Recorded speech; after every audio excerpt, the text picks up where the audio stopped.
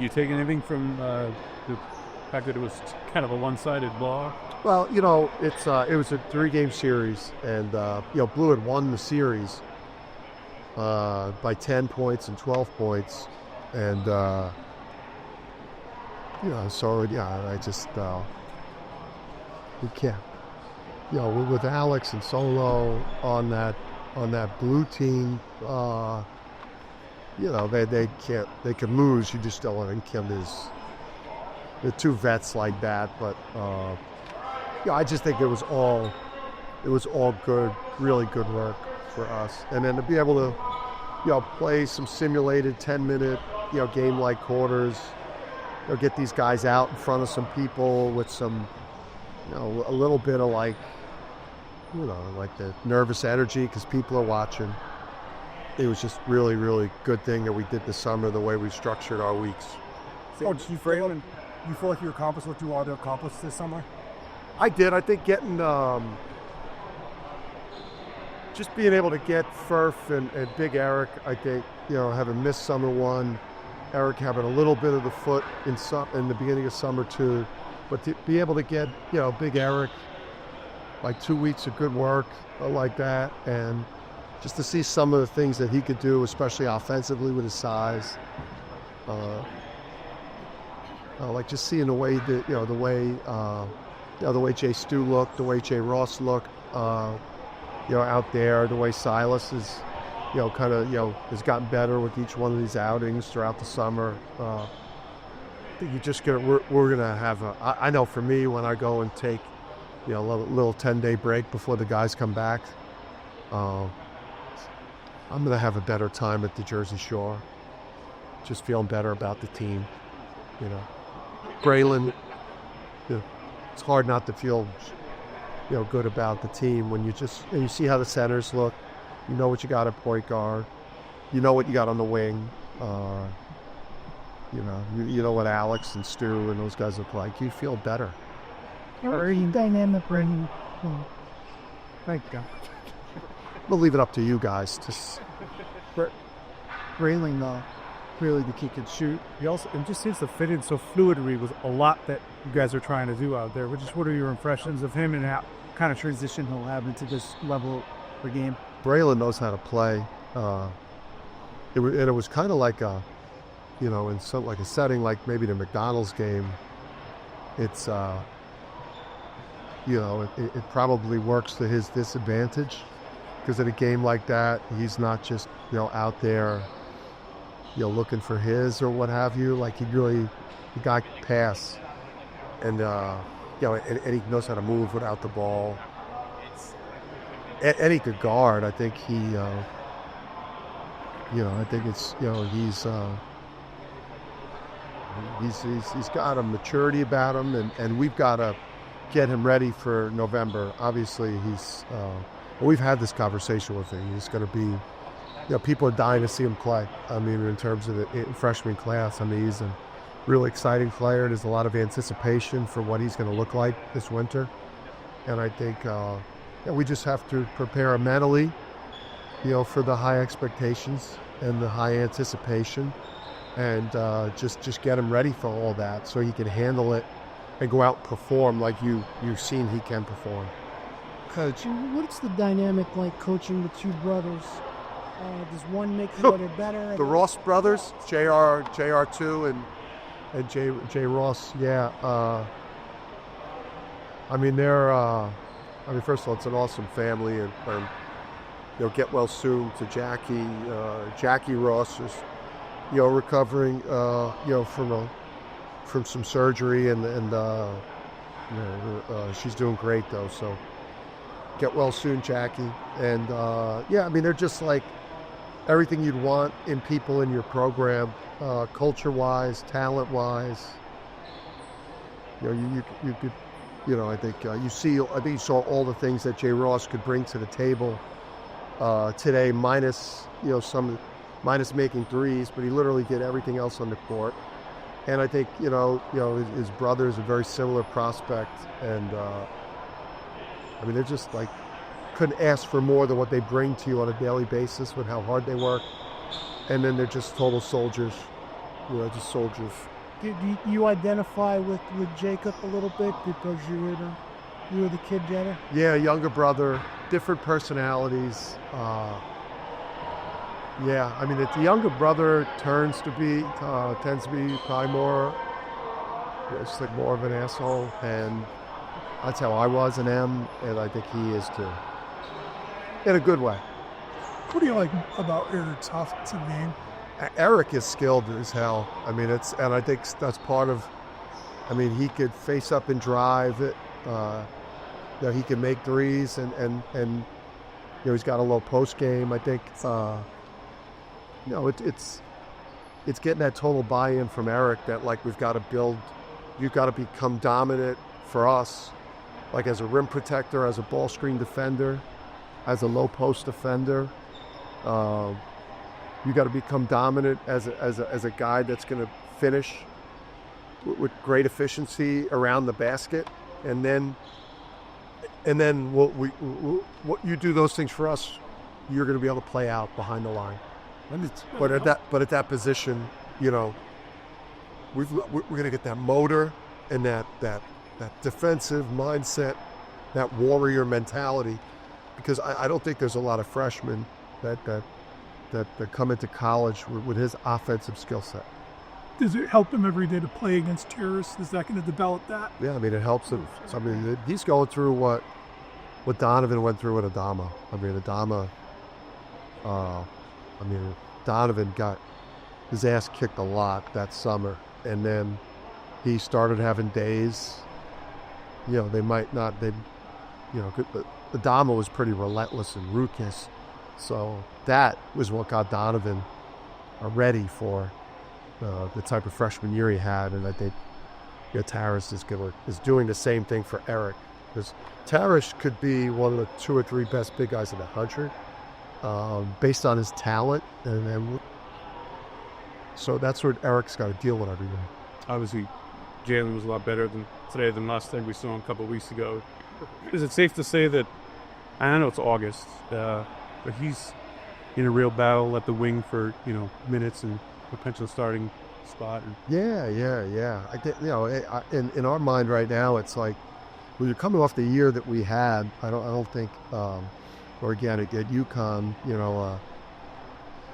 we're obviously not patting ourselves on the back, by not winning either regular season or the Big East tournament, or by not, making it out of the first weekend of the tournament. So, you're not. I don't think that anyone that was a part of that, feels too secure in their job. So I would say across the board. In our mind, we have a lot of offensive weapons. We feel like we're too deep in a lot of positions, and a lot of the starting is going to come down to who can help us get our defense fixed. We had issues offensively last year in different areas where we were not a well-rounded offense, but we were still a top 15 offense with no running game. So. We're going to be a top offensive team, I think, regardless of who plays but who's going to get us back to a top 10 defense? And Jaylen's physically strong and he's tall, and I don't think that, I don't think there's a lot of guarantees for anyone. Obviously, Alex probably thinks, got to earn your spot, I was going to ask you, Caravan, too. Yeah. Any good? Alex looks great. I mean, Alex, I think he's coming into the season under the radar, and I think that he'll respond better, I think, mentally to that. And I think, what he went through last year, just the season, I think, has just, mentally prepared him. There's a mental toughness that you develop when you go through a year like we had as a team, and the stretch that he went through, that's made him a lot tougher. And his game is sharper. I think he's addressed areas, like when you're, for the year before, it's like you're doing a lot of celebrating, and he was deep into the pre-draft process, and he didn't have as much time to like work on things, and I think get back in the gym and put into work on his body, and I think he looks a lot different. Jaylen has showed flashes over the last couple of years. What does it take to fully unlock it? Well, I think, Jalen's put down the headset and the controller and screen sucking his phone, and he's in the gym at the rate that you need to be in the gym at, instead of being a gamer or an influencer. He wants to be a baller, and he's like in the gym like Alex. He's on a similar schedule to Alex, and you could see it with the sharpness of his game today, and he's in a different maturity. He's ready to take the next step in his career. Yeah. Is he a guy that could benefit from being more off strict, or is he developed? Yeah, I mean, for Jaylen, it's like he's a versatile piece. I mean, you could start him anywhere on the 2 or 3 spots on the perimeter, with the right handler. I mean, basketball's become pretty positionless. He just gives you a lot of options, and if he defends, if he can really now offensively, he's taking the next step because his game is sharp. But if we just get him now to make a similar defensive commitment, and it's going to be hard to keep a guy with his size and athleticism and offensive talent off the court. I think he might have been the first guy to announce he was returning after last season. But did you ever talk to him a little bit about that? I mean, was that a couple? Jalen's a UConn guy. I mean, a lot of stuff swirls around the kids here. There's a lot of stuff that swirls around him. But he's just a UConn guy through and through. He is. I say this a lot about our players. He's one of the best guys, human beings you'll ever be around. Like a total loyalty guy, and yeah, I mean, there was no hard line negotiating with the. He loves UConn. He loves the program. He loves Connecticut. He loves stores. He loves being a Husky, and I think he's got self-awareness. Like, he knows that there were things that he needed to do, that it wasn't necessarily us holding him back, but more things that he needed to do, which he's addressed, and now he looks like a different guy. Considers being a number 2 or 3 center in the country predicated just on that intensity level being more consistent, and have you seen that? Yeah, I mean, he can't show the flashes of lack of discipline. As a shot blocker, you got to have timing, and you have to be like the second player to leave the floor. And he never has to be the first person to leave the floor. He's such a quick jumper. And again, we measure him out at 6'10 and a half, 268, and he looks like he could weigh 220. And he moves, better than most guards, laterally, running, vertical athleticism, off the board. He checks every box. I think with him, it's motor, it's intensity, it's warrior mentality, it's discipline. It's losing your technique and fundamentals at times. It's just, if this guy puts it all together, he's as good a center as there is in the country. But, he's got to, for the first time in his career, we've got to help him put it all together. You've had a lot of guys come in and play big roles as a freshman too, and have banners up there on the outing. What does that take? I asked this for Brillin in mind. No matter the level of talent you possess, what does it take to come in and truly show what you're all about at that young of an age in the Big East nationally? Yeah, I think Brillin is similar to Steph and Donovan and Alex and Liam, the people that have really come in and been awesome their freshman years, where it's just the good people around them. It's not a shit show with a circus of people focused on mock drafts and all the stuff that he's got people around them that just want him to work hard, get better, coach my son hard, no entitled, spoiled shit. So it's that's like the common denominator. A maturity, and the people around them aren't poisoning the kids. So like you're getting the same message that we have, myself, Luke, Kamani, Mike Nardi, with the player. It's being echoed by the family. It's not like a counter message. And then the other part of it is like he gets this year, like he's going to play with experienced players. He's going to be insulated by an older, more mature, more well-rounded group than Liam. And that's not to like knock last year's team. It's just Braylin's going to be surrounded by, I think, more maturity, more seasoned players, just a better, well-rounded cast. So that's good for Eric. It's good for Brillin. It's good for Bert. For Terrace, you said you guys need to help him. You tried last year, with the Kodiak Bear. Is it something now where you show him pictures of or video of Adama in practice, games, and then maybe some of his flashes where he did look really good? I noticed the first practice, he looked really aggressive at times. Yeah. And then even today, he was pretty dominant out there. Yeah, I mean, listen, at times it was last year, I would say if you asked him in December if he thought we believed in him, the coaches, he probably would have told you guys the lie detector test no, because like we were on him, because like the mistakes that centers make lead to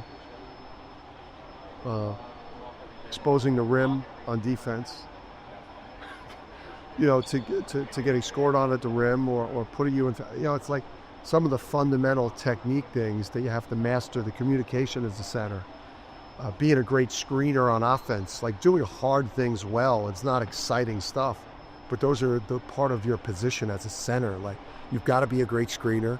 You've got to guard screens well. You've got to hit people first when shots go up.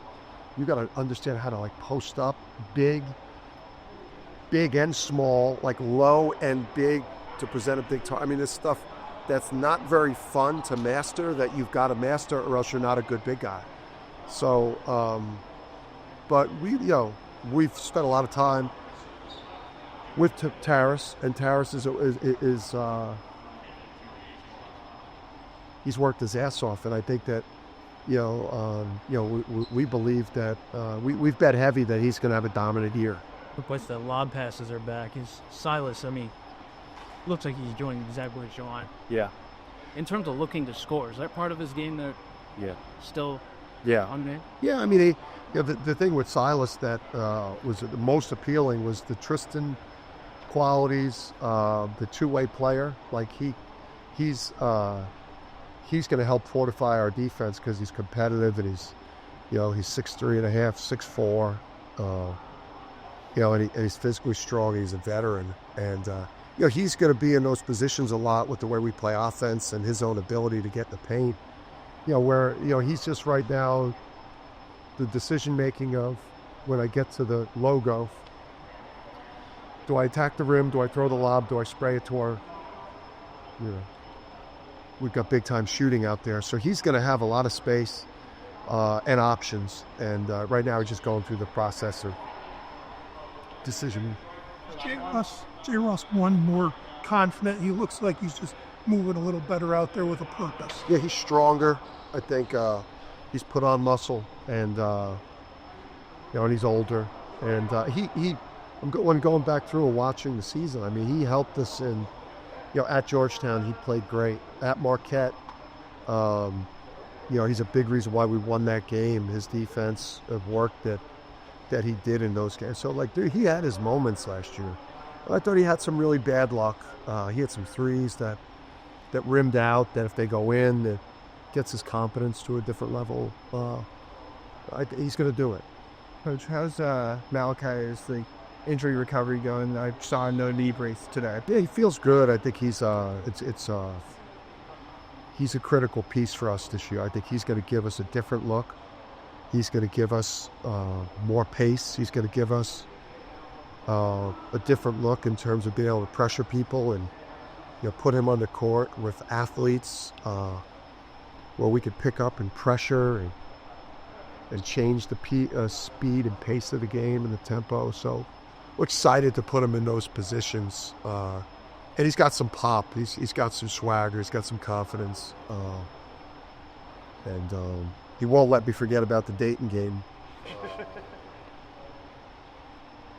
I just, he just won't let me forget about it. Thank you. See you.